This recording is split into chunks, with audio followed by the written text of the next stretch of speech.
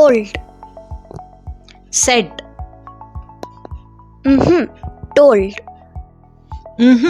said, illa, told, ಇಲ್ಲ said. ನೀವು told ಮತ್ತು ಸೆಡ್ ಅನ್ನು ಗೊಂದಲಗೊಳ್ಳುತ್ತೀರಾ? Don't worry, today we learn the difference with simple examples in English and Kannada. ಈಗ set ಪದದ ಬಗ್ಗೆ ತಿಳ್ಕೊಳ್ಳೋಣ. ಸೊ ಅದಕ್ಕಿಂತ ಮುಂಚೆ ನಾವು ಆ ಸೆಟ್ ಪದ ಒಂದು ವಾಕ್ಯದಲ್ಲಿ ಬಳಸಬೇಕಾದ್ರೆ ಸೊ ಆ ವಾಕ್ಯದ ರಚನೆ ಹೇಗಿರುತ್ತೆ, ಸ್ಟ್ರಕ್ಚರ್ ಹೇಗಿರುತ್ತೆ ಅಂತ ತಿಳ್ಕೊಳ್ಳೋಣ. ಸೊ ಇಲ್ಲಿ ಸೆಟ್ ಪದ ಬರಬೇಕಾದ್ರೆ ಒಂದು ವಾಕ್ಯದಲ್ಲಿ ಮೊದಲನೇದಾಗಿ ಸಬ್ಜೆಕ್ಟ್ ಬರುತ್ತೆ. ಸಬ್ಜೆಕ್ಟ್ ಅಂದರೆ ವಿಷಯ. ಆ ಸಬ್ಜೆಕ್ಟ್ ಆದಮೇಲೆ ಸೆಡ್ ಬರುತ್ತೆ. ಅದಾದಮೇಲೆ ಒಂದು ಕೋಟ್ ಅಂದರೆ ಒಂದು ಉಲ್ಲೇಖನ ಅಥವಾ ದಟ್ ಕ್ಲಾಸ್ ಬರುತ್ತೆ. ದಟ್ ಬಂದ್ಬಿಟ್ಟು ಒಂದು ಕ್ಲಾಸ್ನ ಬರುತ್ತೆ. ಕ್ಲಾಸ್ ಅಂದರೆ ಒಂದು ಷರತ್ತು ಅಂತ. ಓಕೆ, ಈಗ ಉದಾಹರಣೆಗೆ she said I am tired. ಇಲ್ಲಿ ಶಿ ಅಂತ ಹೇಳೋದು ಒಂದು ಸಬ್ಜೆಕ್ಟ್. ಶಿ ಪದದ ನಂತರ ಸೆಟ್ ಪದವನ್ನು ನಾವು ನೋಡ್ಬೋದು. ಅದಾದ ನಂತರ ಐ ಆಮ್ ಟಯರ್ಡ್ ಅಂತ ಇದೆ, ಅಂದರೆ ನನಗೆ ಸುಸ್ತಾಗಿದೆ ಅಂತ. Okay, she said I am tired. I am tired ಅಂತ ಹೇಳೋದು ಇಲ್ಲಿ ಒಂದು ಕೋಟ್, ಒಂದು ಉಲ್ಲೇಖನ. ನೆಕ್ಸ್ಟ್ ಉದಾಹರಣೆ, he said that he was busy. ಇಲ್ಲಿ ಹಿ ಅಂತ ಹೇಳೋದು ಒಂದು ಸಬ್ಜೆಕ್ಟ್. ಸೆಡ್ ಬಂದಿದೆ, ಅದಾದ ನಂತರ ದ್ಯಾಟ್ ಅಂತ ಬಂದ್ಬಿಟ್ಟು ಹಿ ವಾಸ್ ಬ್ಯುಸಿ ಅಂತ ಇದೆ. ಸೊ ದ್ಯಾಟ್ ಬಂದ್ಬಿಟ್ಟು ಹಿ ವಾಸ್ ಬ್ಯುಸಿ ಅಂತ ಹೇಳೋದು ಒಂದು ಕ್ಲಾಸ್ ಇದು. Okay, he said that he was busy. So ಇಲ್ಲಿ ನಮಗೆ ಅರ್ಥ ಆಗುತ್ತೆ ಅಂದರೆ ಸೆಡ್ನಲ್ಲಿಯೂ ನಾವು ಯಾರಿಗೆ ಹೇಳಿದರು ಅನ್ನೋದು ಬೇಕಾಗಿಲ್ಲ. ನಾವು ಹೇಗಾದರೂ ಒಂದು ವಾಕ್ಯ ಅಥವಾ ಕೋಟನ್ನು ಹೇಳ್ತೀವಿ, ಕೋಟ್ ಅಥವಾ ಉಲ್ಲೇಖನವನ್ನು ಹೇಳ್ತೀವಿ, ಅಥವಾ ದಟ್ ಬಂದ್ಬಿಟ್ಟು ಒಂದು ಕ್ಲಾಸ್ ಬರುತ್ತೆ. ಓಕೆ, ಸೆಡ್ನಲ್ಲಿಯೂ ನಾವು ಯಾರಿಗೆ ಹೇಳಿದರು ಅನ್ನೋದು ಬೇಕಾಗಿಲ್ಲ. ನಾವು ಹೇಗಾದರೂ ಒಂದು ವಾಕ್ಯ ಅಥವಾ ಕೋಟನ್ನು ಹೇಳ್ಬೋದು. ಈಗ examples with shed. She said she was tired. ಅವಳು ಸುಸ್ತಾಗಿದ್ದಾಳೆ ಅಂತ ಅವಳು ಹೇಳಿದಳು. He said I will come tomorrow. ಅವನು ನಾನು ನಾಳೆ ಬರುತ್ತೇನೆ ಅಂತ ಹೇಳಿದನು. They said that the movie was boring. ಅವರು ಆ ಸಿನಿಮಾವು ಬೋರ್ ಅಂತ ಹೇಳಿದರು.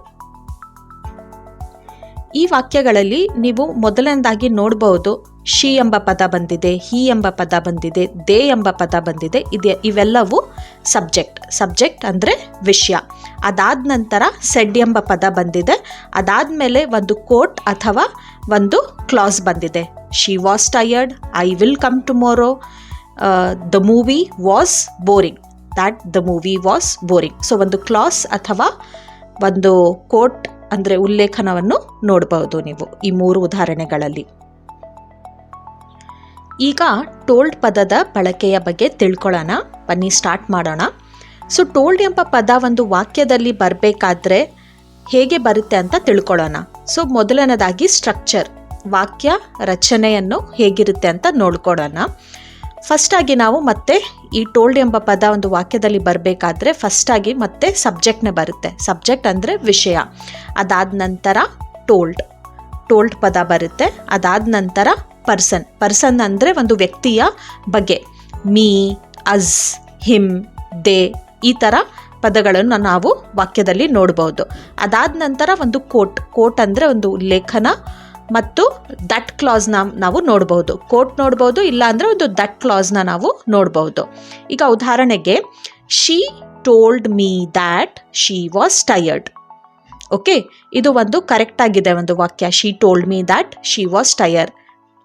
ಸೊ ಇಲ್ಲಿ ಶಿ ಅಂತ ಹೇಳೋದು ಒಂದು ಸಬ್ಜೆಕ್ಟ್ ಆದ ನಂತರ ಒಂದು ವಿಷಯ ಆದ ನಂತರ ಟೋಲ್ಡ್ ಪದವನ್ನು ನಾವು ನೋಡ್ಬೋದು. ಅದಾದಮೇಲೆ ಮೀ ಅಂದರೆ ನನ್ನ ಬಗ್ಗೆ ಅಂತ ಹೇಳ್ತಾ ಇರೋದು. Me person. She told me, ಅವಳು ನನಗೆ ಹೇಳಿದಳು. ದಟ್ ಶಿ ವಾಸ್ ಟಯರ್ಡ್, ಡಟ್ ಬಂದಿದೆ, ಆಮೇಲೆ ಶಿ ವಾಸ್ ಟಯರ್ಡ್ ಅಂತ ಒಂದು ಕ್ಲಾಸ್ ಬಂದಿದೆ. ಅವಳು ನನಗೆ ಹೇಳಿದಳು, ಅವಳಿಗೆ ಸುಸ್ತಾಗಿದೆ ಅಂತ. ಅರ್ಥ ಆಯ್ತಾ? Next, he told us to wait. He ಅಂತ ಹೇಳೋದು ಒಂದು subject.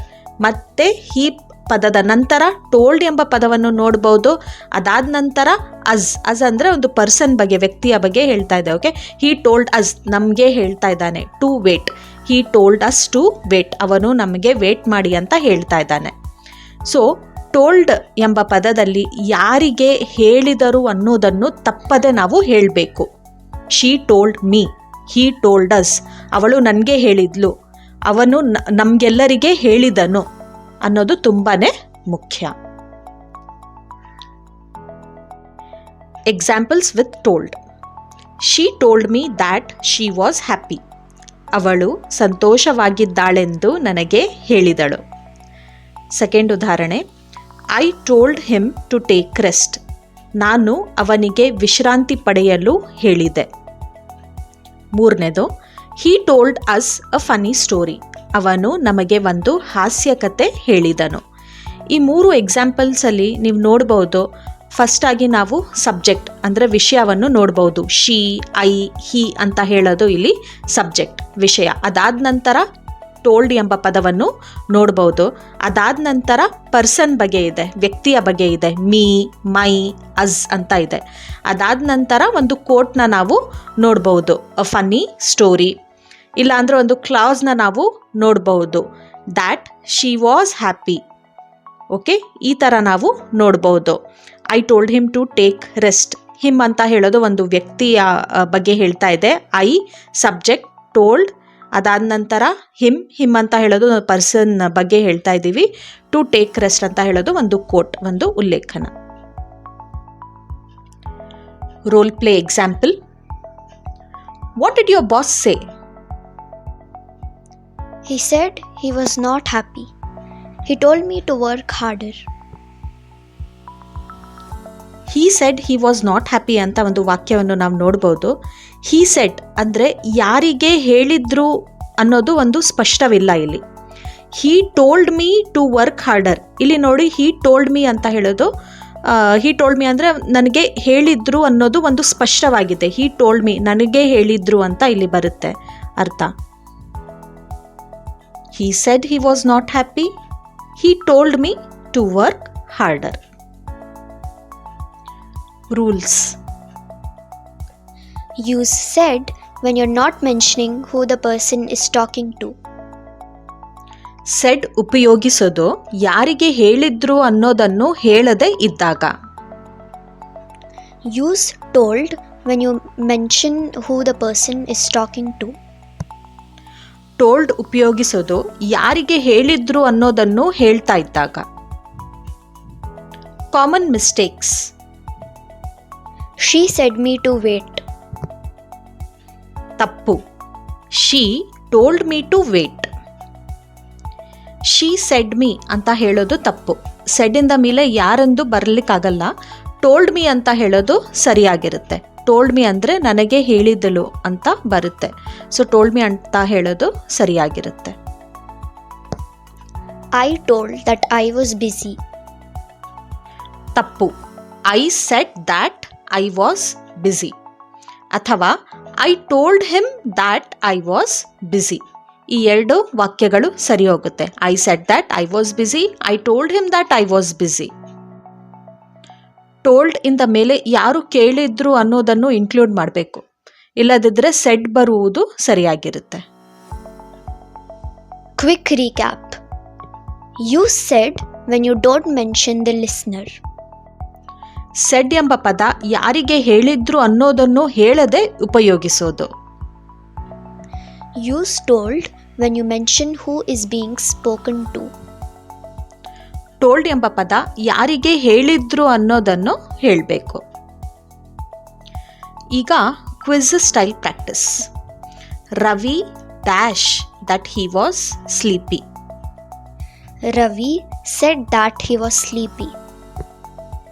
Yes, you are right. Next question.